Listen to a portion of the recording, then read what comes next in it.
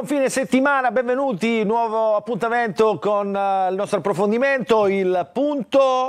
Oggi insomma parleremo ovviamente dell'attualità della politica, dell'attualità di tutto quello che sta succedendo insomma attorno a questi dazi imposti dagli Stati Uniti. Cercheremo di capire quanto e come impattano e su che tipo di prodotti impattano in Sicilia. Lo faremo con tanti esperti, ovviamente i politici, insomma il dibattito animato. Poi ci collegheremo oggi con la piazza, il corteo a 5 Stelle a Roma. Ci sono tanti siciliani e da lì cercheremo di capire diciamo, cosa significa questo no alle armi, insomma, e chi c'è dentro questo corteo. E poi ovviamente parleremo del primo partito d'Italia, del secondo partito in Sicilia. Stiamo riferendoci a Fratelli d'Italia. Oggi avremo con noi il commissario regionale del partito, inviato da Roma proprio per dirimere questa litigiosità interna, insomma, che si è evidenziata proprio negli ultimi mesi, e anche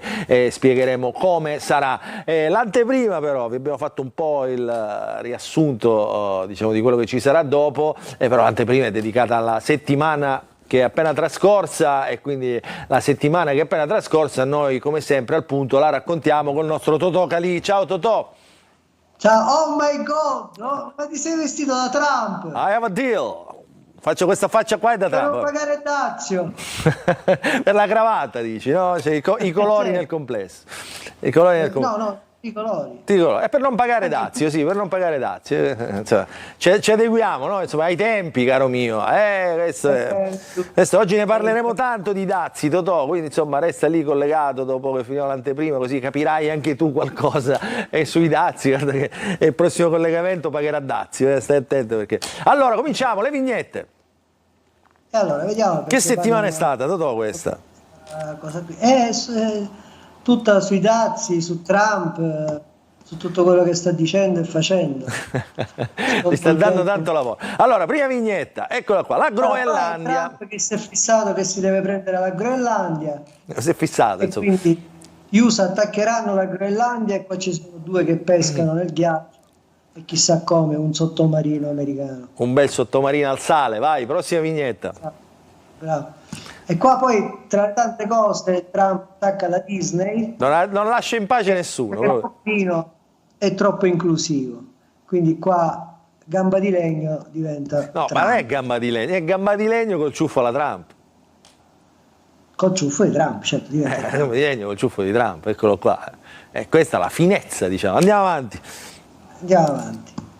Allora, qua c'è la Meloni perché questa è una cosa anche nostra. Sì.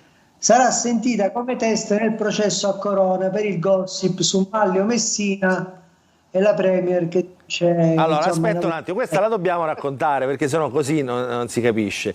Qualche mese fa Fabrizio Corona, giornalista, diciamo, influencer, fotografo di VIP, insomma lo conoscete, Fabrizio Corona, diciamo, in un momento di tensione, diciamo, quando si ruppe l'unione tra Gianbruno e la Meloni, insidiò il caso, diciamo, della presenza di Maglio Messina, cioè che è un nostro deputato, è stato vice capogruppo alla Camera, quindi ha detto, dice, c'era una relazione tra la Meloni e Maglio Messina. Maglio Messina dice questa cosa: scusa, ma tu perché ti inventi queste cose? Sai che c'è? Ti denuncio, perché non puoi calpestare la vita delle persone, ci sono in ballo famiglie, mogli, figli, insomma un impatto chiaramente devastante, così buttato lì nella pubblica piazza. Quindi che cosa è successo? Adesso si è arrivati a processo e questa è la vignetta, quindi la Meloni sarà sentita come testa del processo.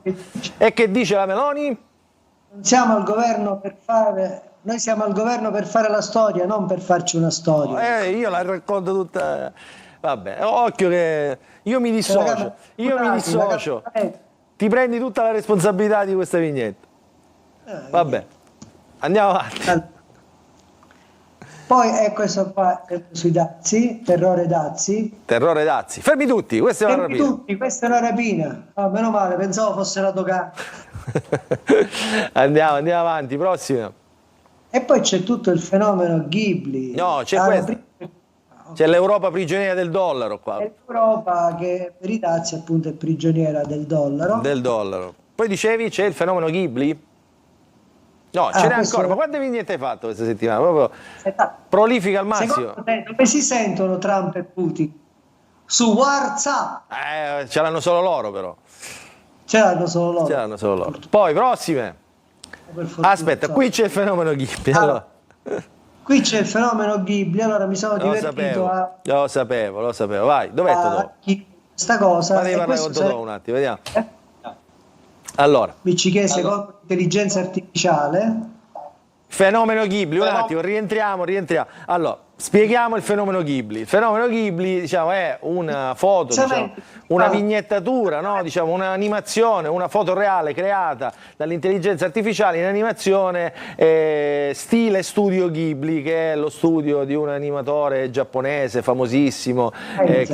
Esatto, che ha creato tanti anime, si dice così, famosissimi in tutto il mondo. Ecco, quindi, quindi tutti a fare questa invasione. Allora, tu ti sei divertito a fare che? I personaggi nostri, della politica? I personaggi che tu spesso hai in studio o in collegamento. Quindi Aspetta, quello Michike, di prima chi è? Michike. Michike, è venuto bene però, dai. Che qua bisogna dire che l'intelligenza artificiale ci fece un po' con i frati, come si dice. Prossimo. Allora, il prossimo è Lombardo. Qua Lombardo, ci sempre, anche l'intelligenza artificiale ha riconosciuto che Lombardo è sempre incavolato fresco. Alla faccia truce. Incavolato fresco. Poi, prossimo, Schifani. Anche qui è venuta bene. Schifani. Venuta bene. Sì, Schicciariano 50 10 anni. Totò, ti prego. Vai.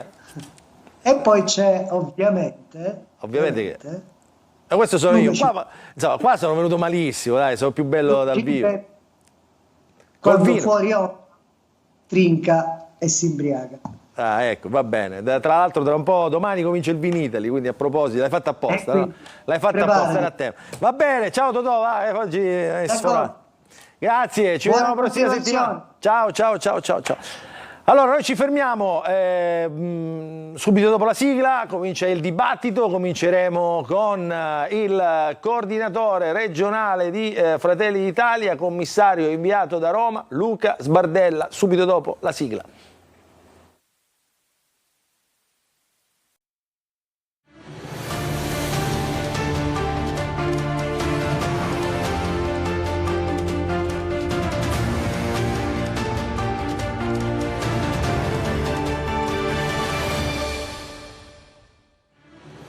Eccoci qua dopo l'anteprima con Totò, oggi si è anche ghiblizzato Totò, insomma ci ha fatto vedere un po' di facce in stile cartoni animati. Rientriamo e oggi adesso cominciamo il dibattito sui temi che vi ho presentato in anteprima precedentemente, i dazi ovviamente, cosa rischia la Sicilia, ci collegheremo oggi con la piazza 5 Stelle per capire da che cosa è motivato questo no al riarmo, ma prima, come vi ho detto prima di andare di lanciare la sigla, saluto Luca Sbardella, commissario di Fratelli d'Italia in Sicilia, inviato dal Presidente del Consiglio Giorgia Meloni. Adesso cercheremo di capire che ci fa qua Luca Sbardella, no? Se appena lo sentirete parlare capirete subito che non è, come dire, autoctono, no? Lui è da Roma. Allora Sbardella, intanto benvenuto.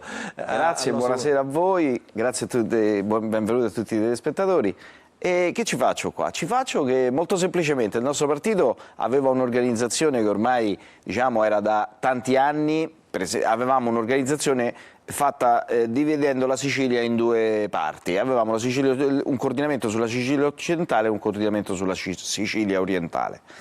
Questa cosa nasceva, diciamo, ce la portavamo dietro dalla vecchia organizzazione giovanile, del movimento giovanile di cui Giorgia è stata presidente e quindi era stata replicata sul partito. Ad oggi ci siamo resi conto che non funzionava più bene e quindi dovevamo fondere le due entità territoriali. Avevamo un coordinatore nella Sicilia occidentale che era in carica dal momento in cui è stata costituita Fratelli d'Italia, che era Giampiero Cannella, attuale assessore alla cultura del Comune di Palermo, e avevamo Salvo Pogliese, che il senatore Salvo Pogliese. Ecumenicamente avete diviso la Sicilia, diciamo. Ma era stata divisa proprio per una questione, perché quando è stata organizzata non si sapeva nemmeno chi dovevano essere i due coordinatori. Poi nel corso del tempo la Sicilia orientale ha cambiato più volte coordinatore fino a che l'ultimo era Salvo Pogliese. Si è deciso di fondere i due territori e di conseguenza serviva un passaggio attraverso un commissariamento per poter meglio far digerire questa, diciamo, Ma siccome fusione. la politica ovviamente è fatta di retroscena, di racconti, anche di cose non dette pubblicamente, ovviamente questa scelta ha alimentato insomma anche dei retropensieri. Allora io le presento intanto il collega Curzio Sabella del quotidiano La Repubblica. Ciao a Curzio, che sarà con noi.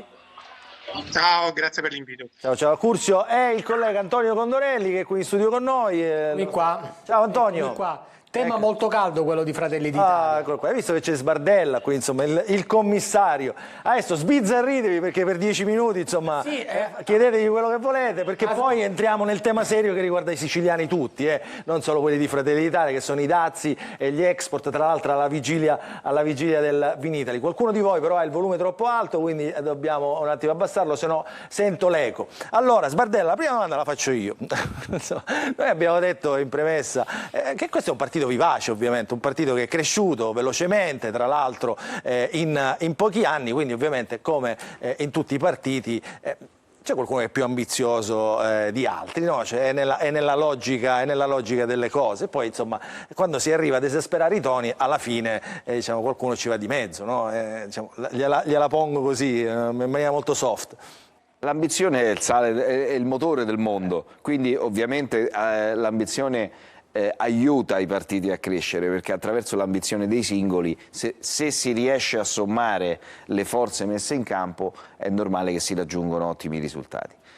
Fratelli d'Italia, devo dire, nulla si può dire ai coordinatori uscenti, perché Fratelli d'Italia comunque ha raggiunto dei risultati anche in Sicilia, dove rispetto vedendo i dati sembra in Sicilia un risultato inferiore rispetto al resto d'Italia, sembra aver raggiunto delle percentuali inferiori, ma ovviamente sappiamo bene che in Sicilia sono presenti dei partiti che nel resto d'Italia non sono presenti e quindi diciamo la torta elettorale si divide in più persone. Però su questo noi abbiamo una ottima classe dirigente che è dislocata sul territorio abbastanza distribuita abbastanza equamente e di conseguenza siamo molto soddisfatti dei risultati raggiunti. A Curzio.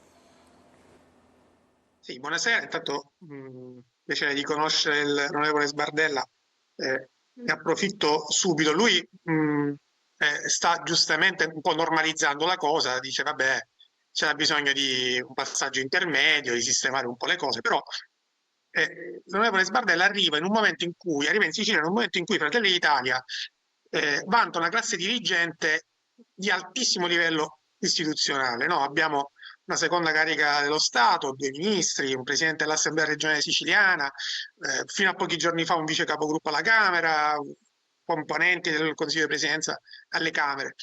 La domanda è quella, cioè, com'è possibile che non si sia individuato un siciliano a guidare il partito qui?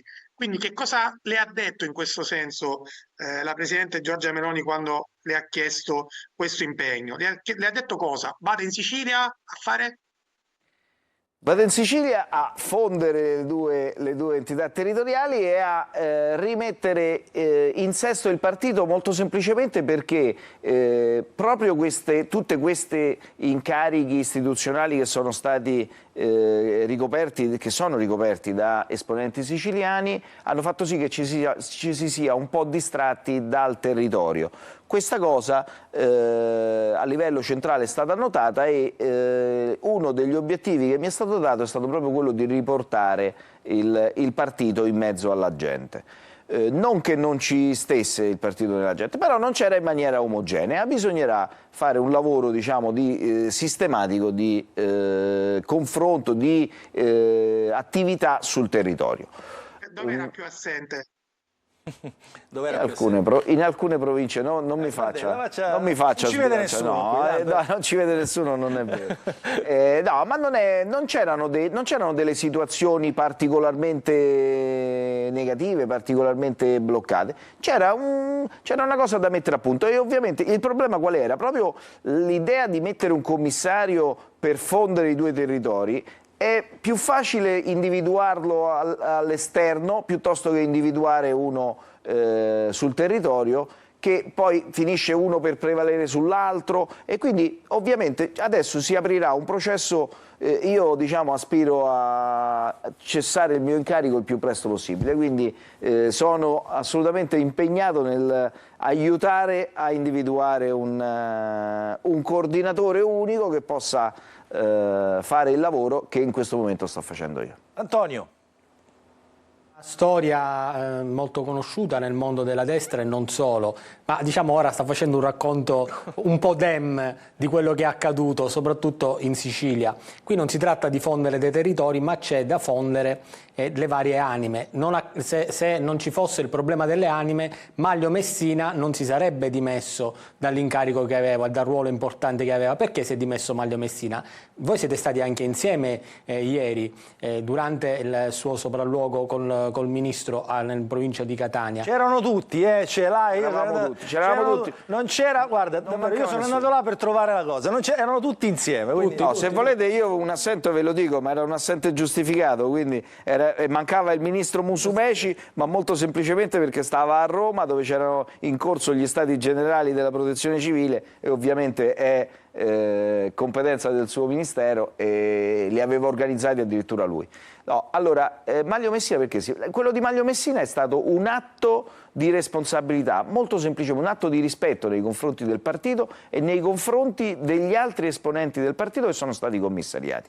Siccome Maglio Messina è un esponente di rilievo del nostro partito, nel momento in cui sono state azzerate le cariche, lui ha sentito l'esigenza di mettersi sullo stesso piano. E molto semplicemente ha deciso lui, si è dimesso, non è stato rimosso come gli altri per assurdo. Quindi... Che atmosfera sta respirando nei confronti del governo regionale guidato da Renato Schifani? È vero che lui gestisce in prima persona gli assessorati anche che sono riconducibili a Fratelli d'Italia, alcuni?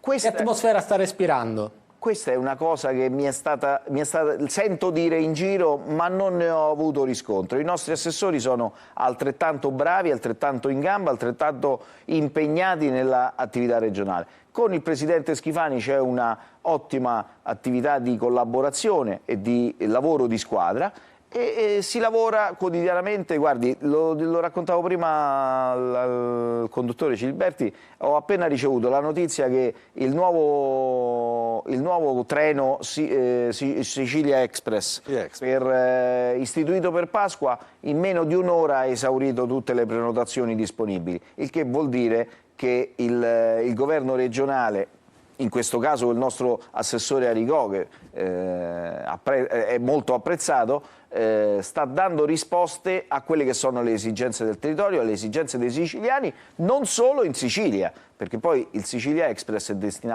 dedicato più ai siciliani che devono tornare a casa piuttosto che ai siciliani che partono. Quindi si andrà verso un congresso sostanzialmente? Allora, noi abbiamo, i nostri coordinatori regionali sono tutti di nomina da parte della Presidente Meloni, però teoricamente si potrebbe fare anche un congresso, ma credo che si vada incontro a una individuazione e nomina diretta. Senta, che atmosfera si respira nei territori? Anche perché tra pochi giorni ci saranno anche queste elezioni alle province dove Fratelli d'Italia gioca oggettivamente una partita da player importantissimo. Ci sono delle aree oggettivamente, Siracusa, Catania, ma anche... Guardi, poi le parlo delle province, dei liberi consorzi. Esatto, noi abbiamo le provinciali, romanticamente. Guardi, io sono arrivato come commissario in Sicilia e è in corso la nostra stagione dei congressi comunali. Noi stiamo in tutta Italia svolgendo i congressi comune per comune. I congressi provinciali li abbiamo fatti l'anno scorso e adesso siamo scesi di livello e siamo andati ai congressi comunali. Io ho partecipato al congresso comunale di Enna, al congresso comunale di Gela, di Bagheria, di alcune zone della provincia di Catania. Oggi vengo dal congresso della città di Siracusa. Devo dire, io ovunque trovo sale strapiene, un partito molto giovane, sveglio, dinamico, una voglia di partecipazione molto importante. Devo dire che io delle volte mi guardo intorno e dico, secondo me qua non c'era bisogno di un commissariamento. Questa è una missione. Curzio. L'ultimo caso riguarda l'aeroporto di Palermo, ha di fatto portato alle dimissioni dell'amministratore delegato Riggio, un aeroporto il cui presidente, cioè la società che gestisce l'aeroporto, è presieduta da un uomo di Fratelli d'Italia, il presidente Curafato. Lo aveva già fatto anche in altri casi, con ad esempio Agrigento Capitale della Cultura, sul comune di Palermo è intervenuto auspicando di fatto la sostituzione di un assessore. Ecco, volevo chiedere a Fratelli d'Italia, questo decisionismo del Presidente della Regione piace o pensate che magari su alcuni aspetti dove per esempio la Regione non è direttamente implicata, come il caso dell'aeroporto, serva, non so, un maggiore dialogo, un maggiore confronto all'interno della maggioranza? Guardi, il problema degli aeroporti in Sicilia è un problema reale, anche di questo parlavamo prima, accennavamo prima dell'inizio della trasmissione. Per la Sicilia gli aeroporti sono per assurdo molto più importanti che per tutto il resto del territorio nazionale, perché qui è fondamentale per potersi muovere, per poter raggiungere il resto d'Italia, il mezzo di trasporto ovviamente più utilizzato è l'aereo e di conseguenza c'è molto più l'esigenza di avere degli aeroporti che funzionino bene, che diano risposte, che siano funzionanti. Io devo dire la verità, non conosco perché l'ho scoperta stamattina attraverso le dimissioni di Vito Riggio e non ho letto nemmeno quali erano, diciamo, le polemiche tra i due.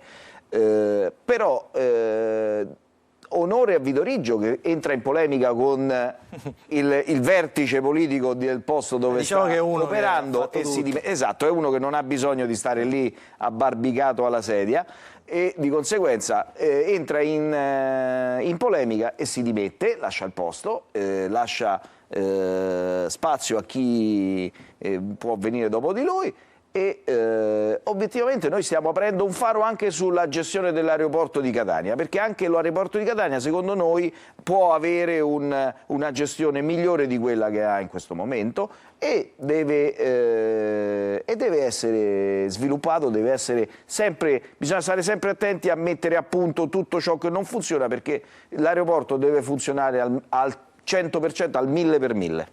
Antonio, Ma chiedevo scusa, ma chi c'è? mi piace questo intervento, questo intervento in prima persona del Presidente o, come dire, avete la necessità di maggiore coordinamento, maggiore confronto? Non lo sentite questa esigenza? Guardi, il confronto c'è e continuo. Consideri che io ho, a parte personalmente, un rapporto ottimo col Presidente Schifani perché io lavoravo in Senato quando lui era Presidente, ma a prescindere da questo che è una questione più personale che politica, ma il Presidente Schifani è sicuramente una persona che non tralascia le cose, che non le porta, che non le trascina nel tempo.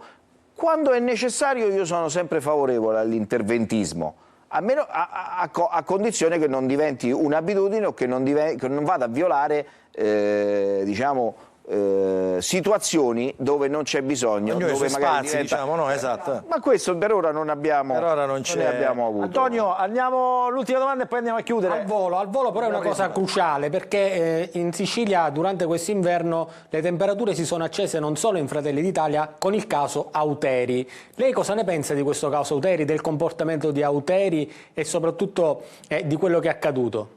Guardi, allora, del caso Auteri se ne sta occupando il collegio di garanzia del partito, quindi sta subendo una sorta di processino interno su cui ci sono degli esperti che si stanno leggendo le carte, stanno valutando i fatti e prenderanno una decisione. Nel frattempo Auteri ha giustamente deciso di autosospendersi e di spostarsi al gruppo misto. Che vi devo dire? Diciamo un mio impressione, mi sembra di capire che tutta l'attività svolta da Auteri aveva, diciamo, degli elementi di inopportunità, ma mi sembra che non ci fosse nulla di illegale. Poi sui comportamenti dei singoli andremo sui singoli fatti stanno approfondendo chi di dovere all'interno. Ma lui è presente in questa fase di discussioni che lei sta avendo in Sicilia, di rinnovamento del partito, non è fatto fuori sostanzialmente? Io non l'ho mai incontrato in nessun nostro congresso, in nessun evento pubblico. Senta Sbardella, in chiusura... Conoscevo Auteri da prima, ma lo conoscevo quando era un nostro deputato regionale. Io ho sempre lavorato sull'organizzazione del partito e quindi era uno dei nostri esponenti. In questo momento non sta partecipando alle fasi congressuali, agli eventi che sono organizzati sul territorio. Senta Sbardella, in chiusura, così un po' di curiosità, quante telefonate ha ricevuto? Cioè, quante richieste di incontri ha ricevuto per sentire, noi le chiamiamo le lastime, cioè le lamentele? Probabilmente lei ha avuto una informazione, perché una delle cose di cui mi sto lamentando in questi giorni è che la telefonata media con un qualsiasi siciliano dura almeno il doppio della telefonata media con qualsiasi altro esponente. Cioè quello che una persona normale dice in 2 minuti, un siciliano ha bisogno di una telefonata di 3-4 minuti. Quindi questo io lo dico scherzando sempre, perché no, purtroppo qual è il problema? È che io mi lamento perché invece avrei bisogno di telefonate ancora più brevi, perché ne stanno arrivando molto. Ovviamente la Sicilia, sto quasi rimpiangendo la Sicilia divisa in 2 coordinamenti, almeno c'erano 2 persone che se ne occupavano.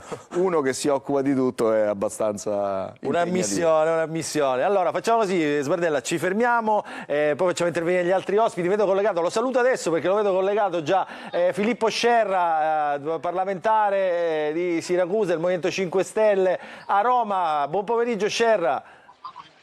Buon pomeriggio e grazie per l'invito. Adesso resti là, andiamo in pubblicità, poi con tanti altri ospiti apriamo il dibattito sui temi, insomma, più sulla pelle dei siciliani, più sulla pelle in questo caso anche degli italiani. Partiamo da questi dazi imposti da Donald Trump. Che significa, che significheranno per la Sicilia, per i siciliani, per gli italiani? Subito dopo la pubblicità. Rientriamo in diretta. Allora saluto gli ospiti, è rimasto con noi Luca Sbardella, deputato di Fratelli d'Italia e commissario di Fratelli d'Italia in Sicilia. Ci ha raggiunto il professore Marco Romano, professore dell'Università di Catania, buon pomeriggio, di economia ovviamente all'Università di Catania, non a caso, e il professore senatore Antonio Nicita. Lo dico a caso professore perché appunto oggi parliamo anche di temi che riguardano l'economia e dobbiamo essere, lo dico ai professori, molto chiari perché insomma i siciliani vogliono capire che cosa sta succedendo. È rimasto con noi Accursio Sabella, abbiamo salutato prima Filippo Scerra del Movimento 5 Stelle, deputato del Movimento 5 Stelle, che in questo momento è a Roma per manifestare con i 5 Stelle contro il riarmo, che è una di quelle politiche insomma, che secondo il Movimento 5 Stelle penalizza anche l'economia interna del Paese, perché dice con quei soldi potremmo fare tante altre cose, ma questo ce lo spiegherà lui. Allora io parto dal professore, perché il professore ci deve dire un attimo che cosa sta, dal professore Romano, ci deve dire un attimo che cosa sta succedendo. Professore, allora arrivano questi dazi, le borse sono impazzite, Milano ieri ha perso oltre il 6%, cioè una cosa indescrivibile. È inutile che sto a dire quanti miliardi sono stati persi dalle borse mondiali, perché è difficile da comprendere anche per me, e quindi insomma che cosa sta succedendo? Diamoci da fare, perché di fronte a un problema diciamo così strutturale, fermo restando che speriamo che questa politica possa durare il meno possibile per riportare quella la risorsa più preziosa dei mercati, che è la fiducia. Quindi speriamo che si possa affrontare questo periodo di transizione con la famosa calma e sangue freddo, che è necessario, ed è necessario agli imprenditori che, credetemi, sanno risolvere i problemi molto meglio, con tutto il rispetto, della politica.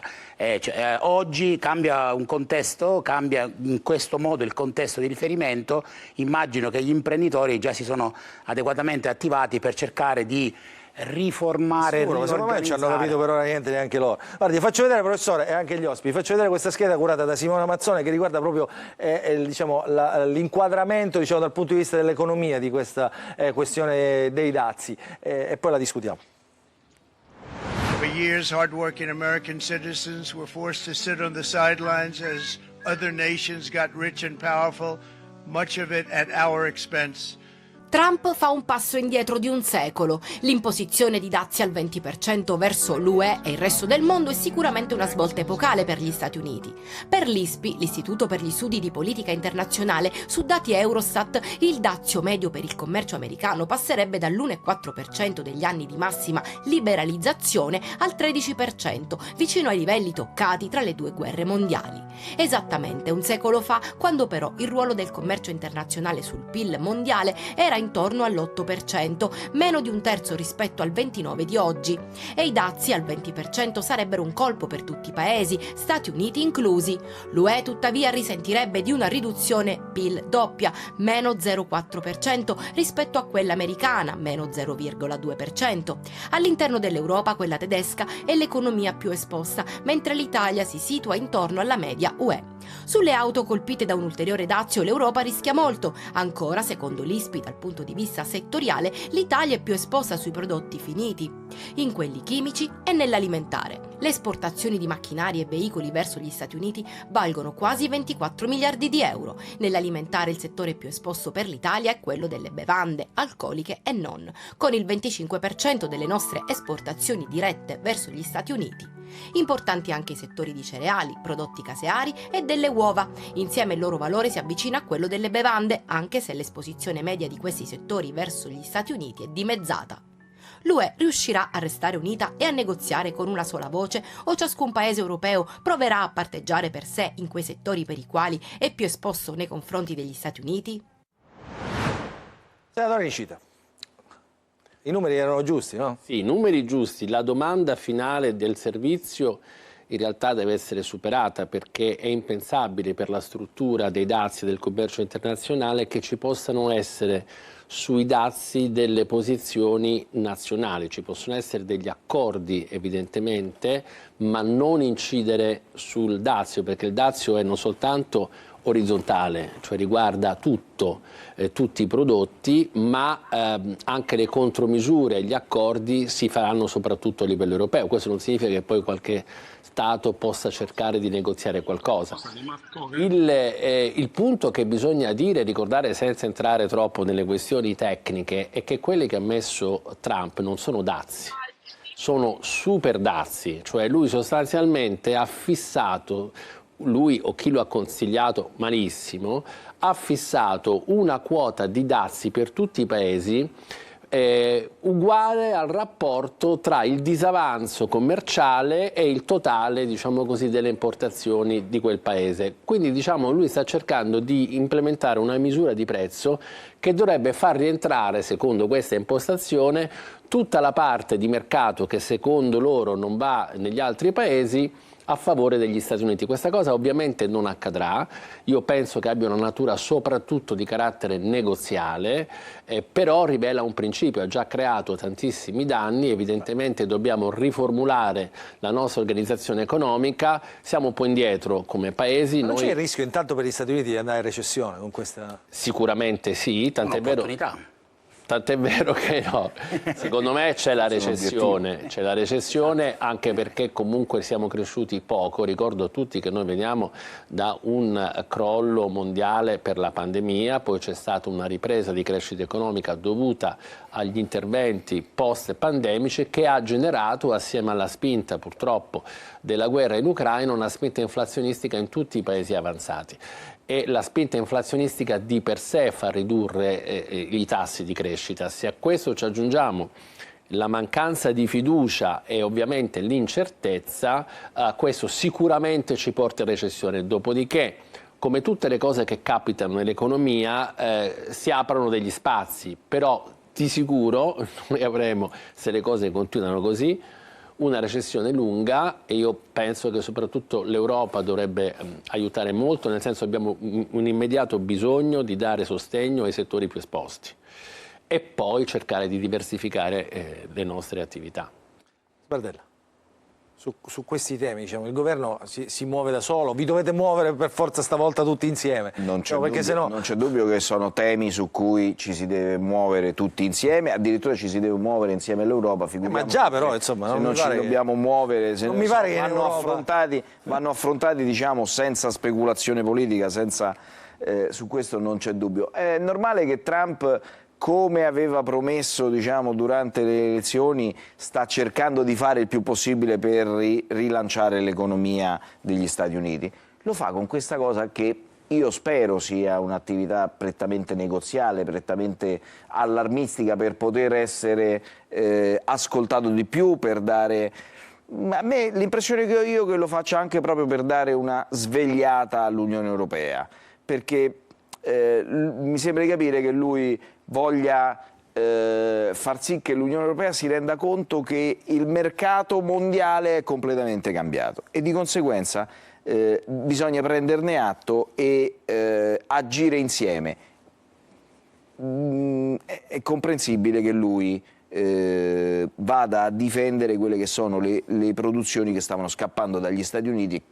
E che ho l'impressione, no, che guardo anche Scerra, guardo anche i colleghi, che secondo me sta cambiando qualcosa anche dal punto di vista delle alleanze economiche in qualche modo, cioè c'è un nuovo assetto. No? L'idea è quella di riconsiderare la globalizzazione in termini di regionalizzazione. E quindi la globalizzazione, spieghiamolo, insomma, tutto quel mercato unico, globale, dalla Cina arrivano i componenti. Oggi parliamo di omnicanalità, oggi compriamo da qualsiasi parte del mondo attraverso piattaforme digitali che si trovano sia in Cina che negli Stati Uniti, piuttosto che Taiwan. Spesso non sappiamo neanche in quale paese sono localizzate, compriamo prodotti che vengono realizzati in qualsiasi Oggi leggevo, scusi se interrompo professore, oggi leggevo che persino, diciamo, gli iPhone, possiamo tranquillamente dire, della Apple, secondo una logica, diciamo, di applicazione dei dazi, eccetera, con la componentistica che prevalentemente viene dall'Oriente, arriverebbero a costare il 43% in più rispetto, diciamo, al prezzo. Ma perché il punto è questo. Anche le Nike, bravo, facciamo l'esempio vietnamita.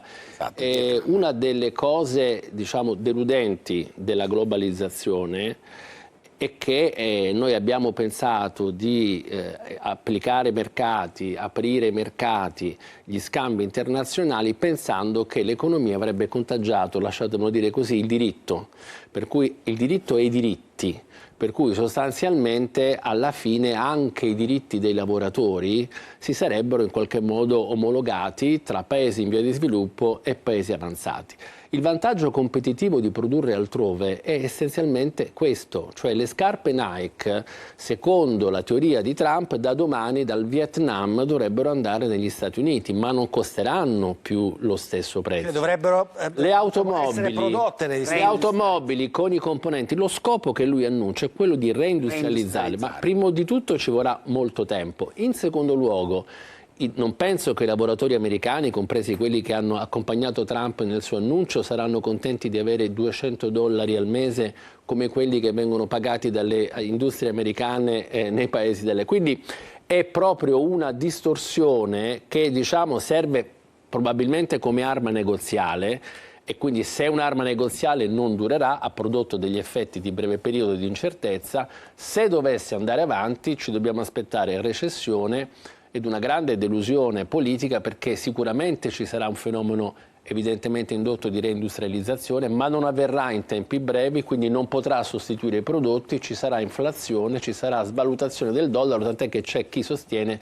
che tutto sommato la svalutazione non gli vada male, però devo dire, sentendo anche colleghi economisti, sia italiani che stanno in America, sia americani, nessuno riesce a trovare una teoria che dia senso a quello che sta accadendo.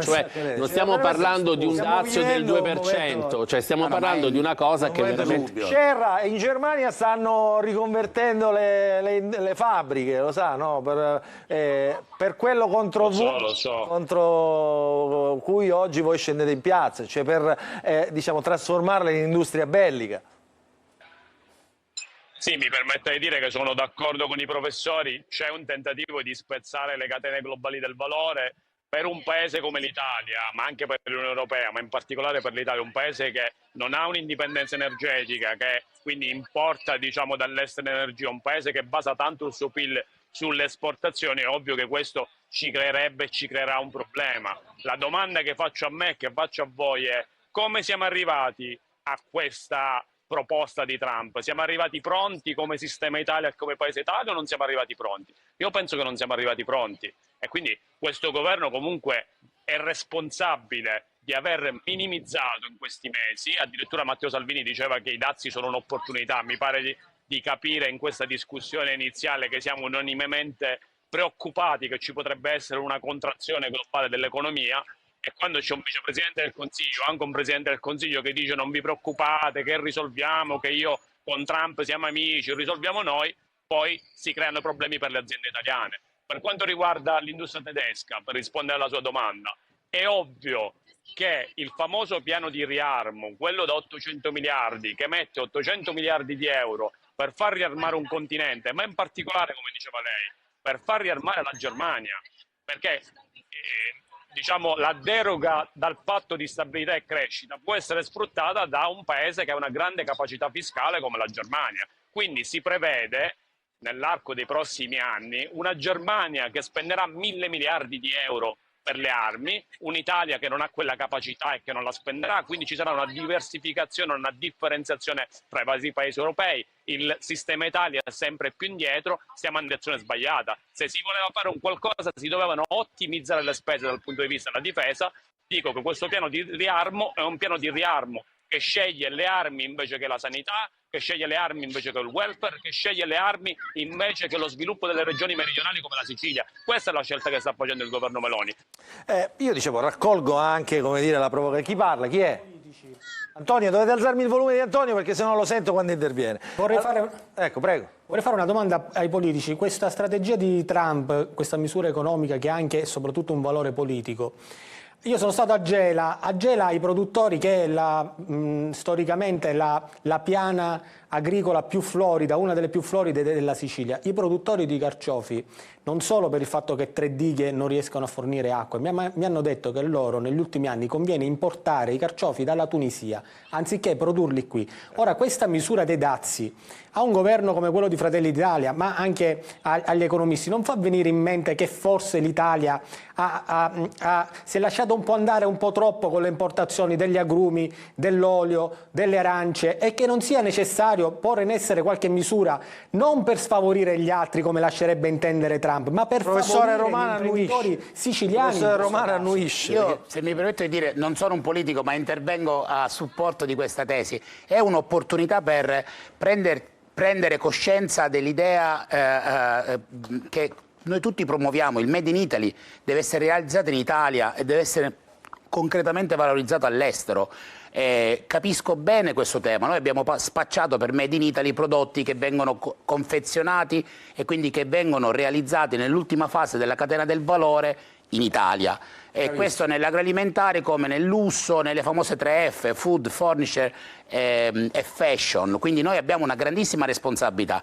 Qualsiasi shock, la pandemia, ai noi, la guerra ci ha messo di fronte alla realtà, la cruda realtà. E siccome io credo negli imprenditori, io sono un professore di imprenditorialità, studio la gestione delle imprese, credo che la funzione imprenditoriale è quella di risolvere i problemi, e per questo sono assolutamente fiducioso che gli imprenditori già da ieri, da quando Trump è stato, come dire, faceva la campagna elettorale, hanno costruito, ricostruito, riorganizzato alcune filiere per riconfigurare il sistema del valore. Non ci dimentichiamo che durante il periodo dell'embargo per la guerra tra Russia e Ucraina, alcuni paesi come il Kirghizistan, che forse molti di noi non sanno dove si trovano, non lo so dove scontrano, sta e sta proprio al perimetro, al confine con la Russia, hanno tassi di incremento del commercio estero chiaramente che rappresentano la classica triangolazione commerciale. Quindi non ci dimentichiamo che il commercio, le risorse riescono a essere riconfigurate. Certo, i nostri piccoli e medi produttori agroalimentari saranno attrezzati, saranno in grado di riconfigurare le loro catene del valore, probabilmente non tutti, ma non c'è dubbio che il consorzio parmigiano reggiano italiano, piuttosto che il consorzio che produce pomodorini di Pachino, avranno delle competenze che dovranno in qualche modo mettere sul tavolo per capire come riconfigurare anche i margini, perché qui è un problema: il DAZ lo pagherà l'impresa che negli Stati Uniti sdoganerà la merce che arriva dall'Italia. Allora, scusi un attimo professore, noi dobbiamo andare un attimo in pubblicità. Io però pensavo di non averlo ancora collegato. Dovrebbe esserci, mi dicono dalla regia, anche Antonio Rapisarda, il collega Antonio Rapisarda, direttore del Secolo d'Italia. Ciao Antonio, ci sei? Dicono che è collegato, io non lo vedo. Vabbè, allora facciamo così, andiamo in pubblicità e poi salutiamo anche il direttore Antonio Rapisarda. Avevo detto che avremmo chiamato dal rientro Antonio Rapisarda, direttore del Secolo d'Italia, perché mi dicevano che era in collegamento. Antonio, ci sei? Ah, eccolo qua, Antonio. Oggi, insomma, vabbè, recuperiamo, insomma, come va? Hai seguito la discussione, insomma, oggi stiamo parlando di un tema... Io mi complimento perché è stato veramente 3/4 d'ora di grande servizio pubblico. I tuoi ospiti sono stati... Io ho preso appunti, ho studiato come uno studente. Detto dal direttore, insomma. Allora, Antonio, insomma, qui c'è, come dire, una questione che poi... Io ho quasi la percezione che... Diciamo, a parte il racconto, diciamo, dei media che fanno, dei giornali che cercano ovviamente di approfondire tutto, io credo che gli italiani non la percepiscano bene questo rischio, questo pericolo, diciamo, che noi vediamo già, del quale noi vediamo già lo spettro. Domani, ad esempio, si aprirà il Vinitaly a Verona, la più grande fiera europea del vino. La Sicilia, che di solito fa la parte del leone in questa fiera del vino, già da settimane ha tutte le esportazioni verso gli Stati Uniti bloccate.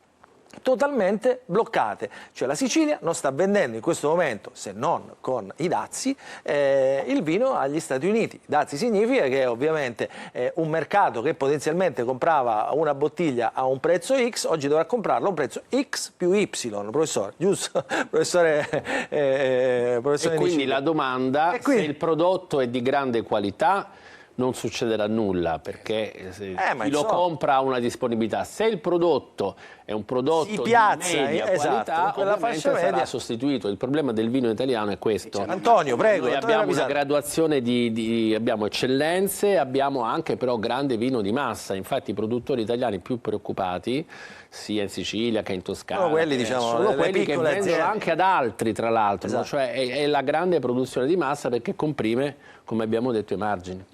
Antonio, io cerco di fare un discorso... Mi affido al giornalista, diciamo, al divulgatore. Ecco. Un discorso appunto da divulgatore.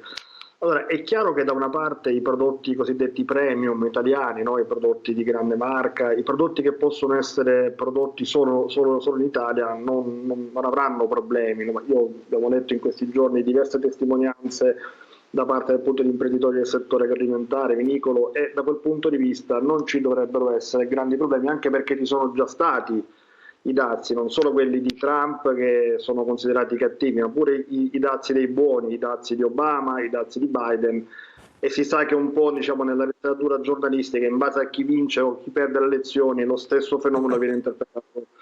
Questo, diciamo, siamo in Italia, nel bene e nel male, sappiamo benissimo com'è. Dall'altro punto di vista è chiaro che ci potrebbe essere, ma ci sarà un problema per quei prodotti di fascia media, anche se non sono tipicamente italiani. Noi non produciamo materiale, tra virgolette, banale, ma appunto per questo la Premier Giorgia Meloni lo ha detto con molta chiarezza, diciamo, raccontando anche e invocando calma e sangue freddo nell'affrontare il problema dei dazi. Noi esportiamo negli Stati Uniti il 10%, c'è un restante 90% che si chiama mondo, cioè tutto un mondo oltre gli Stati Uniti, e in questo mondo il 60% delle nostre esportazioni, indovinate dov'è? Qui in Europa. Allora qual è il problema? E aggiungo un elemento, mi auguro, di riflessione anche per i nostri professori studio, per i colleghi, anche per l'onorevole Sbardella che saluto. Attenzione, quello che ha fatto Donald Trump quando ha annunciato i dazi, chi c'era vicino a lui? Non c'erano i magnati della Silicon Valley, non c'era Elon Musk, non c'era Peter Thiel. Indovinate chi c'era? C'era un sindacalista del Michigan, quel sindacalista col caschetto da lavoratore. Cosa possiamo dire? Che lui con queste misure sta parlando a quel ceto medio, quel piccolo ceto medio impoverito americano che è stato il cosiddetto sconfitto della globalizzazione. E allora attenzione, questo problema dei dazi, l'unico modo politico per interpretarlo e per reinterpretarlo è quello di ricalibrarlo in un'occasione. Quell'occasione si chiama l'immenso mercato interno degli Stati europei, e io parlo chiaramente dell'Italia in particolar modo, dove c'è un ceto medio, un piccolo ceto medio che viene non solo tartassato, ma è da 30 anni che non accredita nel suo stipendio una parola magica chiamata aumento salariale. Ecco, questa è la grande occasione per ricalibrare le nostre politiche interne, per ricalibrare appunto le tasche degli italiani, perché è giusto che gli italiani possano arrivare a comprare i grandi prodotti italiani e quindi non solo esportarli, ma anche esportarli alle nostre tavole, alle nostre cucine. Che sta succedendo? Antonio Rapisarda, direttore del Secolo d'Italia, diciamo, l'organo diciamo, più vicino al Io devo anche dirgli che oltre al professore detto, sono senatore del Nanni PD. Moretti, una cosa di sinistra, no? Ho detto una cosa di sinistra che noi condividiamo. Ma Trump ha fatto, senatore, Trump ha fatto una cosa di sinistra.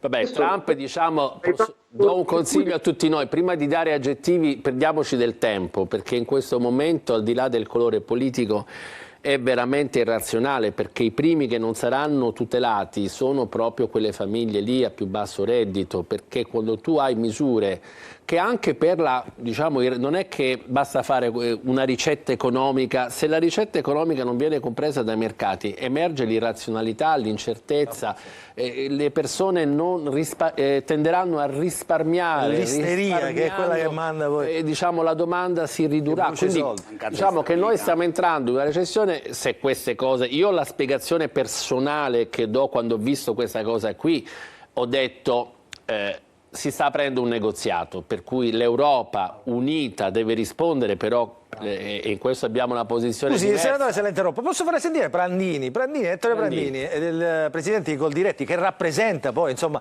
quegli agricoltori, no? Quella fascia dell'agroalimentare che lavorano, si spaccano la schiena sui campi, al di là delle imprese che poi nascono, insomma in questo settore diciamo, come dice lui, ormai ha bisogno della laurea, non più della vanga. Guardate cosa ne pensa proprio sull'Europa. Lui ha detto una cosa molto sensata, secondo me. E questo diceva Giorgia Meloni potrà fare qualcosa, diciamo, muovendosi da Italia? Ma io penso che sia corretto che ogni capo di Stato possa mettere in campo tutti quelli che sono i rapporti anche di carattere personale che si sono costruiti in questi anni. Ma è altrettanto chiaro che mai come in questo momento storico l'unica vera grande interlocuzione deve essere portata avanti dall'Europa, perché se noi ci dovessimo dividere faremmo solo il gioco degli Stati Uniti o di altri continenti che vogliono un'Europa debole, vogliono un'Europa divisa e magari lasciando qualche piccolo spazio o qualche piccolo Stato membro, ma che è assolutamente ininfluente rispetto a uno scenario di carattere globale, soprattutto in termini politici. Una penalizzazione in termini di tassazione sul mercato statunitense favorirà sicuramente una maggior presenza di prodotti che richiamano l'italianità ma che con l'Italia non hanno nulla a che fare. Ricordiamoci che quando Donald Trump parla di trasparenza sui mercati è vero esattamente l'opposto. Purtroppo il mercato statunitense è il primo mercato per importanza con la presenza di prodotti contraffatti che richiamano l'italianità, che hanno un valore complessivo di 40 miliardi. Questo è un tema, no? Prandini, insomma, che rappresenta gli agricoltori, dice attenzione, dice, perché qui ci può essere il danno e la beffa, muoviamoci tutti uniti, loro, gli agricoltori, quelli che protestavano singolarmente, i francesi col latte, gli italiani, insomma, protestavano su altre questioni che riguardavano appunto i pesticidi, eccetera. Adesso dice muoviamoci tutti insieme, ma attenzione, perché gli Stati Uniti così alimentano il mercato del falso, del cosiddetto Italian sounding, no? Quello che assomiglia all'italiano, il parmesan, no? Tutte queste però devono produrre negli Stati Uniti per aggirare i dazi, perché altrimenti se lo producono in altri paesi, perché il problema della produzione dell'Italian sounding e dei prodotti contraffatti nel 90% dei casi non avviene negli Stati Uniti, ma avviene in altri paesi che non è l'Italia, che non è l'Europa e che viene esportato negli Stati Uniti parallelamente ai prodotti originali. Ma il latte anche quelli pure loro, ce la fanno a fare il parmesan. Ce l'hanno, però non... Se è possibile, domanda per i professori. Prego, Scerra quando vuole, io non la vedo sul monitor, quando vuole intervenga. Riepiloghiamo anche per... Scusate, se permettete, perché purtroppo devo andare che sta per intervenire il capogruppo alla Camera e devo essere. Dove sta per intervenire? Discussione interessante. È sul palco. Ah, sul palco, perché già comincia. Allora, Scerra, lei mi deve fare una promessa, visto che lei è siciliana, deve venire qui in studio, perché... Vengo in studio, discussione interessantissima, devo dire che sono anche d'accordo con quello che ha detto il dottor Rapisarda, non sempre siamo d'accordissimo, ma quando dice di rafforzare il mercato unico, quindi rafforzare il mercato unico europeo, io sono d'accordo. Il problema è se tu sottoscrivi un patto di stabilità e crescita che non ti permette manco di fare investimenti, che non ti permette quelle politiche espansive ed anticicliche che in questi momenti sarebbero indispensabili per aumentare la domanda aggregata, è un problema. Questo l'ha sottoscritto Giorgia Meloni, ricordiamolo. Sono d'accordo sul fatto che si debbano aumentare gli stipendi, ma se il nostro governo è contro il salario minimo, è ovvio che non vuole un aumento medio degli stipendi. Quindi ci sono tutta una serie di strategie politiche che vanno nella direzione sbagliata e che spero che si correggano. Ma ne parliamo No, Scerra, un attimo, riesci a stare con noi un altro minuto? Perché le voglio fare sentire cosa ha detto il ministro Foti ieri a Catania sulla piazza vostra di oggi. Sentiamo.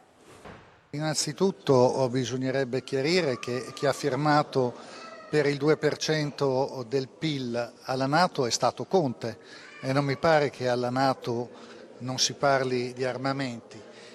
L'errore, a mio avviso, comunicativo che viene fatto è che se si parla di riarmo psicologicamente le persone pensano subito a carri armati, a missili o quant'altro. Noi abbiamo anche una necessità invece profonda di difesa che è dagli attacchi cibernetici, che è dalla difesa delle coste, cioè tutta una serie di processi che non prevedono l'utilizzo di armi, ma prevedono una politica seria di difesa che è cosa diversa da quando si pronuncia la parola riarmo. Se lei andasse a casa sua e dicesse ragazzi da domani riarmiamo la casa, tutti pensano che si presenterebbe con fucili e bombe a mano. Se dice ragazzi dobbiamo difendere la nostra casa, capiscono che magari vuol mettere solo una porta blindata o 4 inferriate.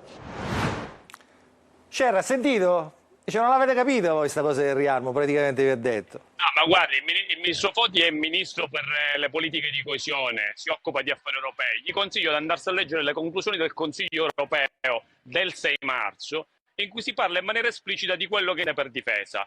Ci sono missili, armi, artiglieria, armamenti. Evidentemente lui non l'ha letto. Un altro consiglio che do al ministro Foti è, invece di dire delle cose che non conosce, perché non si impegna per cercare di recuperare al disastro del Piano Nazionale di Ripresa e Resilienza? Ci sono 200 miliardi di euro messi a disposizione dall'Europa e ne rimangono da spendere 130 in 18 mesi, una cosa quasi impossibile. Il governo Meloni si accinge a fare il disastro più grande della storia del nostro paese. Il ministro Foti, il consiglio che gli do, si mette a lavorare e cerchi di recuperare un disastro che fra 18 mesi vedremo tutti, purtroppo. Vi saluto, mi dispiace non potervi... Aspetti che c'è Scerra che c'è Sbardella che le vuole rispondere. Che le performance dell'Italia nell'impiego del PNRR siano le migliori in Europa, sicuramente tra le migliori, ma credo addirittura siamo primi in Europa come obiettivi raggiunti e come rate erogate. Quindi credo, e tra l'altro 130 miliardi da spendere. E invece non ricordo che il patto di stabilità lo abbia sottoscritto la Meloni, mi sembra che stia in vigore da un po' di anni. Allora, revisione del patto di stabilità dell'anno scorso, si informi. Certo, revisione del patto di stabilità dell'anno scorso con delle clausole capestro. Migliorative, non capestro, migliorative. Assolutamente capestro, si informi bene perché è una materia che conosco molto bene avendo curato molte mozioni sul patto di stabilità e crescita. Le assicuro che Meloni e Giorgetti hanno fatto una disfatta nei negoziati sul patto di stabilità e crescita che rimarrà nella storia italiana. Tant'è vero che Giorgia Meloni ieri ha detto che vuole modificare il patto di stabilità e crescita. Certo, bisogna utilizzare l'occasione. Ha parlato di messa da parte del Green Deal, non ovviamente perché bisogna saper affrontare la realtà con le esigenze che ci sono. Un anno fa era un altro mondo rispetto ad oggi. Va bene, grazie Scerra. Si sono fatti imposti dalla Germania. Signori, scusate. Grazie. L'abbiamo trattenuto, ci aveva detto che doveva andare sul palco. Grazie Scerra, allora ci rivediamo in studio, promessa. L'aspettiamo qui in studio con noi a Catania. Allora, tra un po' ci collegheremo invece perché avete sentito che alla piazza 5 Stelle si è attivata anche la TikTok. Però io la piazza non la vedo, non vedo nemmeno le persone. Ora gliela facciamo vedere. Allora, dite a Di Paola che tra un po' si collegherà con noi di farci vedere la piazza, perché insomma adesso qui si vuole fare la conta dei numeri, giustamente. Io sono un esperto. Ognuno fa la sua parte. Antonio, scusami, tu domanda per i professori. Potrebbe esserci in America un'inflazione, potrebbe esserci una stagnazione economica e la Fed potrebbe, e questa per loro sarebbe un'opportunità, abbassare i tassi. Tra l'altro mi sembra che ci sia all'orizzonte anche la necessità di ricollocare i titoli americani e questo potrebbe essere un vantaggio per loro. E invece la BCE presieduta dalla signora Lagarde, che strategia ha, ma soprattutto secondo voi cosa dovrebbe fare in questa fase?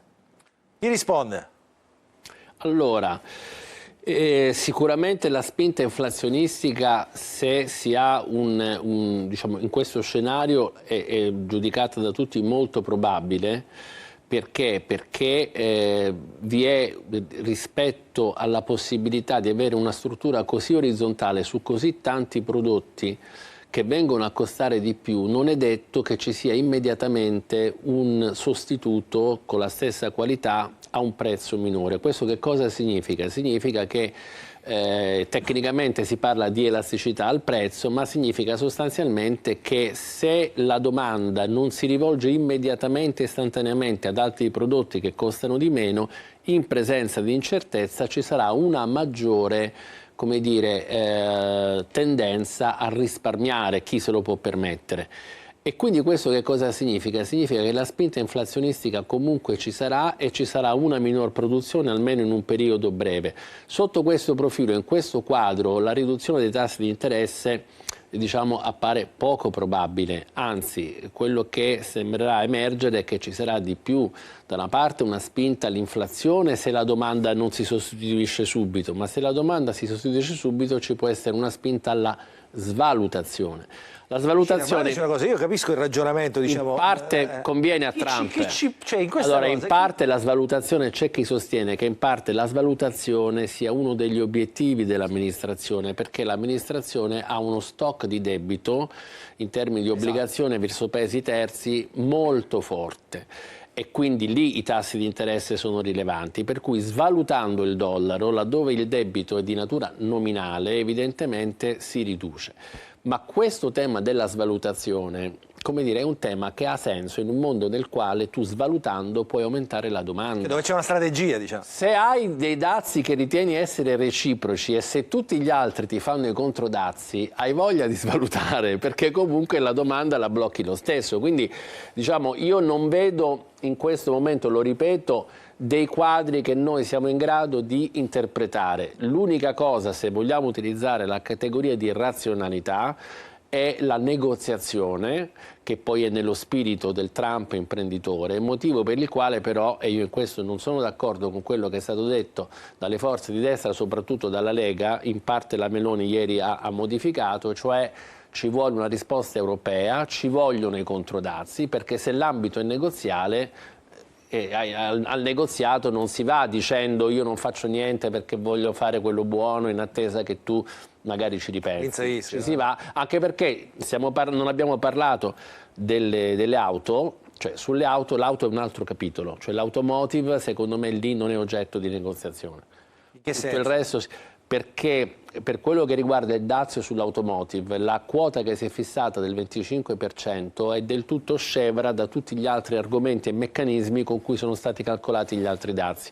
Quindi credo che lì ci sia una scelta proprio strategica, che poi è quella che fa piacere ai sindacalisti di Detroit e così via, di rilanciare veramente il settore nazionale dell'auto americana. Sì, lì è chiaro questo. Ci perdiamo qualcosa noi in Europa? Non credo, perché qualcosa non sì, ma non nelle auto di alto valore. Qualcosa sì, il tema sono le componenti, va capito quanto, perché ancora questo non è chiarissimo. Sembra che si applicano tutte le componenti. Noi sicuramente dovremmo come però la paura, no? Che a pagare siano sempre poi... Questo è una regola, questa è la regola, ed è il motivo per cui io sto da questa parte, perché alla fine pagano quelli più deboli e con meno risorse. Se posso permettermi, io mi concentrerei sulle nostre imprese. Mentre Trump studia e mentre gli economisti studiano, probabilmente gli imprenditori vorrebbero provare a capire cosa fare. E allora io vorrei fare una considerazione molto semplice. La maggior parte delle nostre imprese internazionalizzano franco magazzino, cioè significa molte imprese italiane non hanno mai pienamente sviluppato la capacità di presidiare i mercati esteri partendo dalle proprie aziende e gestendo tutta la catena del valore fino ai mercati esteri. Questo è un classico del Made in Italy. Cioè preferiamo che gli importatori vengano da noi, vengano a prendere la merce presso i nostri magazzini, la paghino, e poi se ne occupa l'olandese piuttosto che la società Import-Export di Dubai, soprattutto statunitense e così via.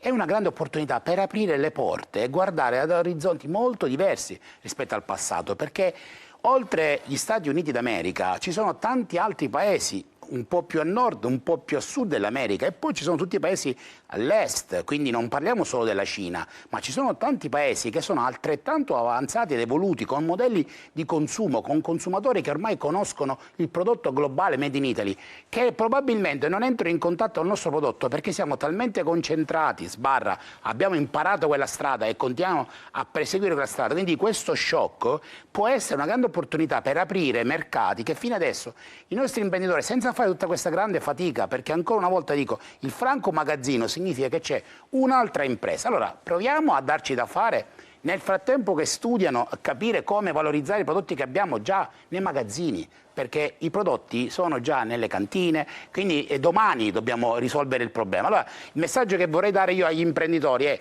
signori, attrezzatevi, avete partecipato a una serie di fiere, avete una serie di rapporti commerciali col mondo nordamericano, sicuramente ci sarà un periodo di crisi, di difficoltà, ma il mercato vale tanto di più, non parliamo di milioni, di miliardi, non facciamo tutto il calcolo dei trilioni in tante altre parti del mondo. E poi i mezzi di comunicazione. È talmente giusto quello che dice il professore che la Giunta Schifani sta già studiando dei provvedimenti per aiutare le imprese siciliane a sbarcare nei nuovi mercati che possono essere alternativi. Però su questo dico, anche questa è un'accusa che non c'è più il rappresentante del Movimento 5 Stelle. Ma la faccio io perché l'ho fatta io. Cioè, forse un po' più preparati ci potevamo arrivare, perché ieri Sanchez ha detto che comunque al di là dell'Europa lui mette sul tavolo 14 miliardi. Ora, noi abbiamo una situazione economica, macroeconomica più complicata, però secondo me è il momento, anche nel negoziato con l'Europa, di dire mobilitiamo delle risorse proprio in questo senso qua, cioè sia per difendere chi è colpito, sia per aiutare a trovare nuovi mercati e nuovi investimenti. Tra l'altro penso che questa non sia, cioè è una cosa bipartisan. Io volevo arrivare anche da un'altra parte, diciamo, l'accusa che muovono il governo Meloni è anche di aver smantellato questa famosa via della seta che aveva, come dire, messo in piedi Conte. In questo momento ci sarebbe tornata utile, lo chiedo a tutti. Beh, devo dire, non credo che ci sarebbe tornata utile, per il semplice motivo che probabilmente saremmo stati ancora più sul banco degli imputati di Trump. Non ci scordiamo che probabilmente noi dobbiamo anche, non ci scordiamo che probabilmente l'azione di Trump nei confronti dell'Europa è anche dovuta a quello che l'Unione Europea ha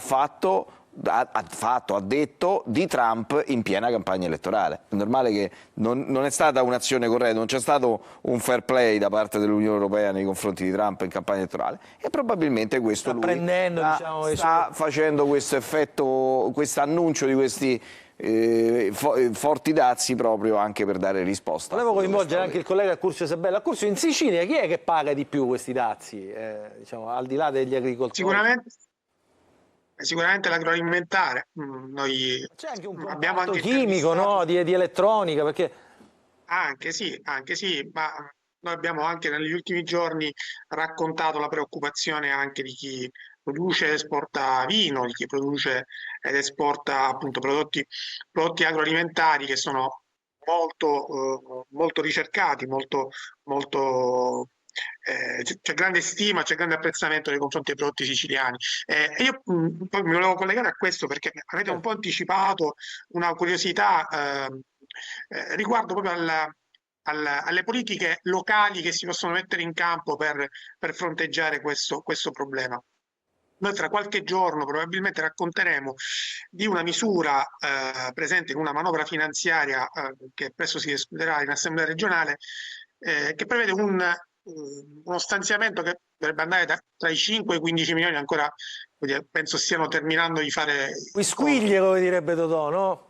Ecco, io volevo chiedere proprio agli esperti in studio, noi a cui toccherà raccontare un po' la politica regionale. Come dovremmo descrivere questo tipo di interventi? Come uno spot, un segnale, qualcosa di decisivo? Cosa sarà? Cioè, come dovremo raccontarlo? A chi? La domanda a chi? Ai due esperti. Io però sono... Allora, deve fare a tutte e tre. Deve fare a tutte e tre. Sicuramente è un segnale di attenzione alle imprese, è un modo come un altro per stare vicino alle imprese, per aiutarle a sbarcare su nuovi mercati. Ovviamente bisogna stare attenti a non incappare negli aiuti di Stato, a non fare aiuti di Stato, ma non saranno aiuti di Stato perché serviranno ad accompagnare le imprese a portarle su nuovi mercati, quindi a partecipazioni a fiere, a partecipazioni a eventi in giro per il mondo dove si possono creare nuove opportunità di commercio. Allora, sappiamo... Che fa con quel telefono? Ho preso le informazioni, quindi ce l'ho. Ai dati. Sappiamo che vino, prodotti ortofrutticoli, olio di oliva e formaggi sono le categorie della cosiddetta DOP Economy siciliana, quindi tutti i prodotti che vengono in qualche modo apprezzati per, diciamo, per il legame col territorio. La provincia di Trapani, poi Agrigento, Palermo e poi Catania sono sempre, parliamo di cibo, le province più interessate di questa capacità produttiva. Le province, ripetiamo? Trapani, che ha il 49% vino e olio, Agrigento il 19%, Palermo 11%, Catania 8%. Ma perché sto facendo questo esempio? Per calcolare facilmente il valore totale che è oltre 600 milioni l'anno, secondo Ismea DOP Economy. Perché chi produce prodotti di qualità è ben conosciuto. E noi dobbiamo, come dicevamo prima, coerentemente sostenere i prodotti realmente di qualità, non chi fa prodotti come dire, generati in Tunisia, nulla togliere alla Tunisia, con materie prime che poi vengono come dire, imbottigliate in Sicilia e vengono vendute. Quindi bisognerebbe dire, sappiamo chi sono i produttori riconosciuti come. Possiamo in qualche modo contribuire, attenzione perché a volte c'è un problema di codici doganali e a volte noi non sappiamo realmente quali prodotti vengono esportati, qua lo dico è un problema tecnico, anche le statistiche non correttamente rappresentano diciamo, quello che viene immesso nel circuito, c'è un problema, dovremmo calcolare i codici appunto doganali, però non voglio entrare nella dinamica dei dati.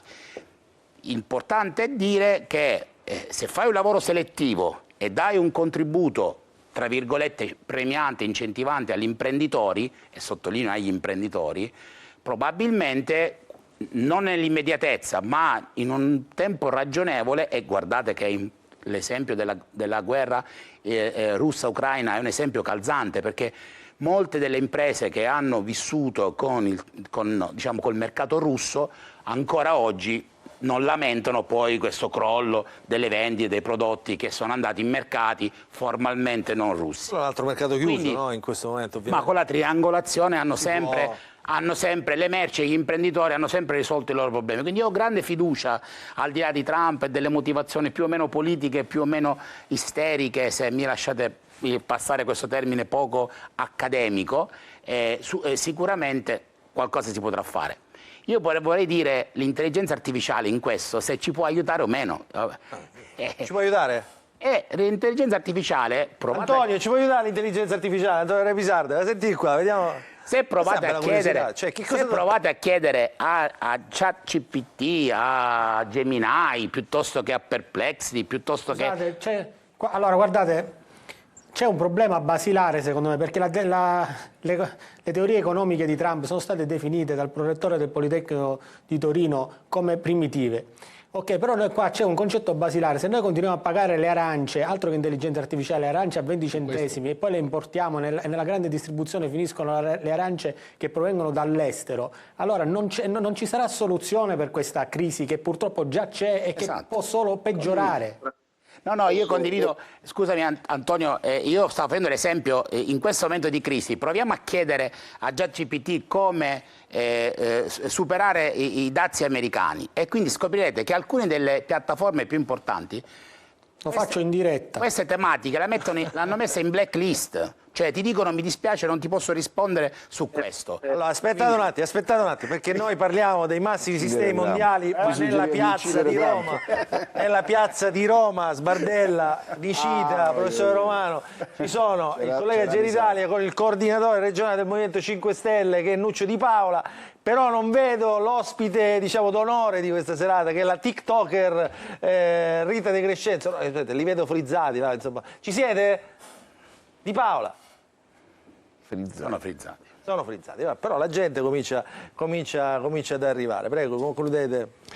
No, io volevo fare una battuta sulle cose che abbiamo detto, che sono tante. Diciamo, io mantengo una fortissima preoccupazione, poi diciamo, come diceva Dante, devi essere sotto la ruota nel punto peggiore, puoi soltanto rialzarti, però adesso siamo sotto la ruota, io sono molto preoccupato, soprattutto dal lato dei lavoratori, ci sono già tantissime aziende che sono in crisi, questa situazione aggraverà perché non ci si mette a fare investimenti in questo momento, quindi è una situazione molto particolare. La critica che noi abbiamo fatto al governo nazionale e a quello regionale era che probabilmente non si aspettavano, come tanti altri paesi, bisogna essere onesti, una reazione di questo genere, quindi siamo in una fase dove ancora dobbiamo capire. Immagino che quello che sarà fatto, perché mi sembra razionale, è individuare intanto i settori, capire quale forme di defiscalizzazione si possono aggiungere per una compensazione analoga, che non risolverà il problema, perché se tu hai un prodotto che deve essere messo in un magazzino, hai dei costi di magazzino, devi prima trovare altri clienti a cui ridurla. Peraltro non sappiamo in molti settori come reagirà la domanda americana.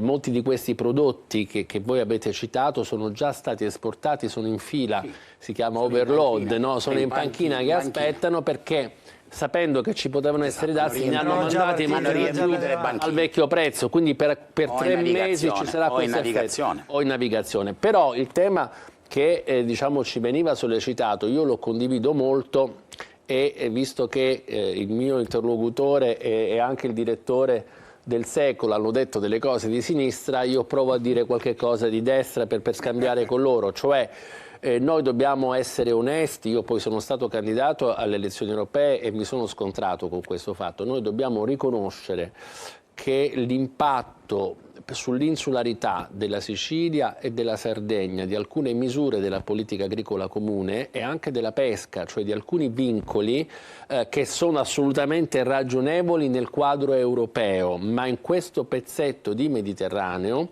finiscono per creare una concorrenza sleale verso i paesi vicini che non fanno parte dell'Unione Europea. Quindi, se vogliamo prendere il discorso dell'appello a ciò che si deve fare, siccome non siamo solo noi a soffrire per questa politica di dazi, ma tutti gli altri, probabilmente forme di cooperazione anche di tipo regionale, quindi nel Mediterraneo, che possano rimettere in discussione questi temi, significa non avere soggetti vicini nel Mediterraneo che vendono un prodotto leali, diciamo, leali in termini di prezzo, certo, ma anche sulla pesca, perché alla fine c'è un tema di margini, ma il problema dell'agricoltura è la stagionalità, per cui tu rischi di avere dei prodotti che devi mandare sul mercato. Siamo quasi in chiusura.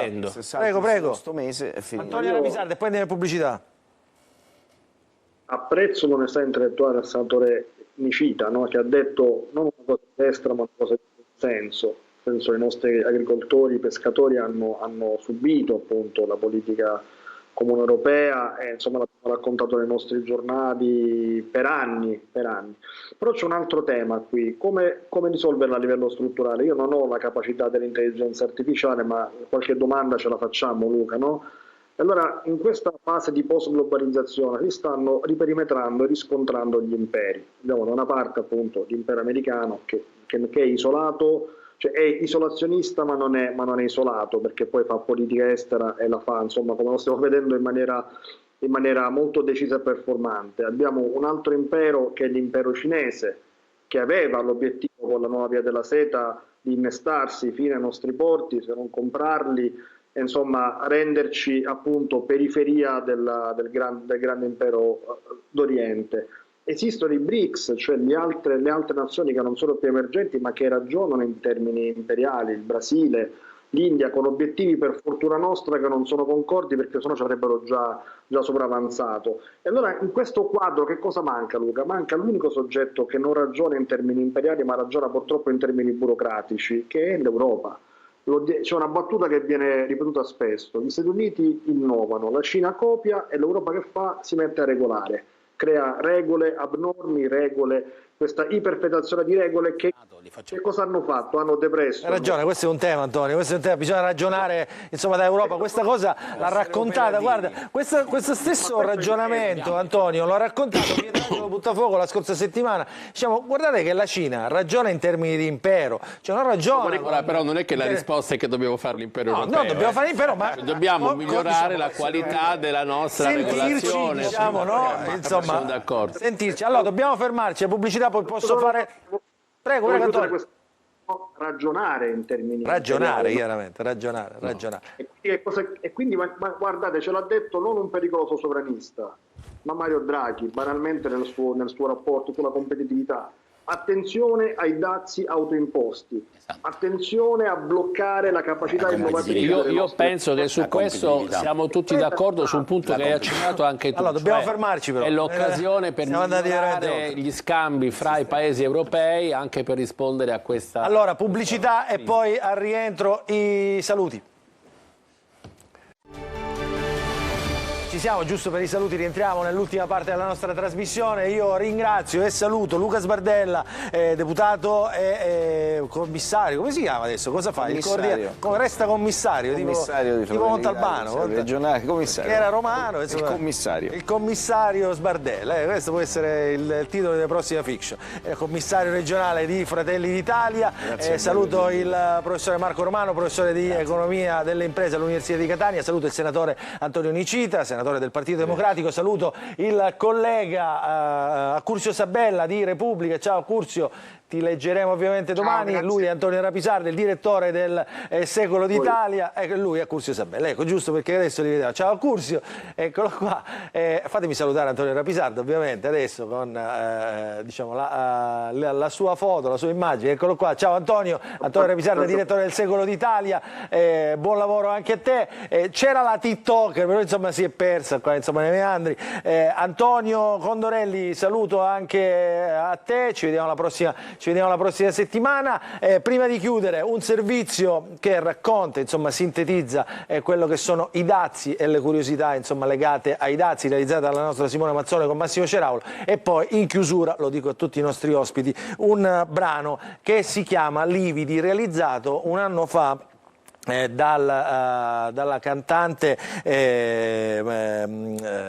Antonella Macri, con le parole di un catanese, di un diciamo, autore catanese che si chiama Michele Russo, che racconta, lo faceva un anno fa, insomma, già preoccupati, insomma, di questa escalation sulla violenza sulle donne. È un brano che racconta diciamo, in musica tutta quella che è la drammaticità che abbiamo vissuto nelle ultime ore con l'omicidio di Sara a Messina, ma anche con Ilaria a Roma, e che piangiamo ogni volta diciamo, che diciamo, succedono questi femminicidi in tutta Italia. L'escalation sta aumentando troppo ed è davvero un fenomeno preoccupante. Quindi i dazi e poi la canzone Lividi. Vi dico, in realtà me li ero appuntati tutti quelli che sono i crediti di questo video. Quindi Antonio Macri, uno dei componenti di Violins in Jeans per la musica, Viviana Macri è la cantante di questo brano,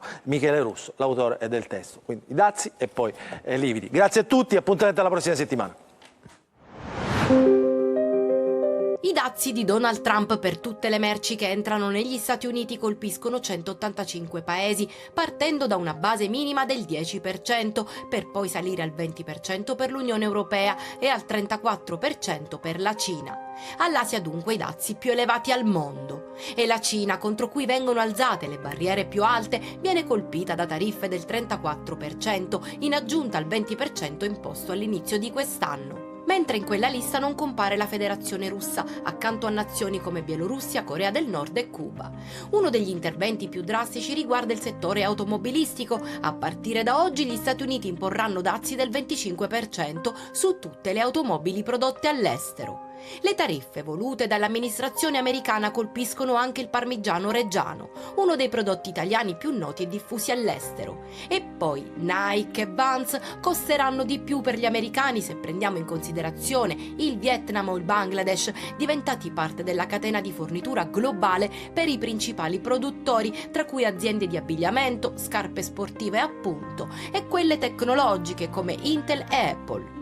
E parliamo anche di grandi marchi, dalla tedesca Adidas all'italiana Geox, anche The North Face, Timberland, Jansport. Guardando a casa nostra si dicono preoccupati i produttori di vino dell'isola. I dazi minacciano infatti l'eccellenza siciliana, compromettendo l'export e di conseguenza posti di lavoro. E c'è una curiosità: la scure di Trump si è abbattuta anche sulle isole Heard e McDonald, anche se sono abitate soltanto da pinguini. Inserite nell'elenco dei patrimoni dell'umanità UNESCO, sono ricoperte all'80% di ghiaccio. La tua mano mi ha strappato alla vita, la tua mano mi ha cambiato in un fiore. Ora vago in un immenso giardino, inebriata dal profumo dei fiori. Sento l'armonioso canto delle fontane. Mi risuonano le tue parole, ma eri finto e non sapevi amare. Erano nuvole sbattute dal vento dell'illusione. Io che volevo affrontare il mondo insieme a te. Poi improvvisamente svaniscono le tue parole ed avevo paura di stare insieme a te.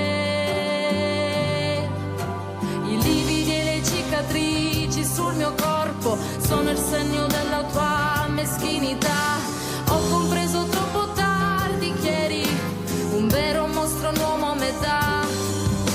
I lividi da cancellare nella mente, l'eccessiva rabbia e l'aggressività. Tu che imprigionavi la mia libertà, rubandomi per sempre la mia dignità. Poi un grido nel vuoto, che buio non ci vedo più, da quando improvvisamente hai spento il sole.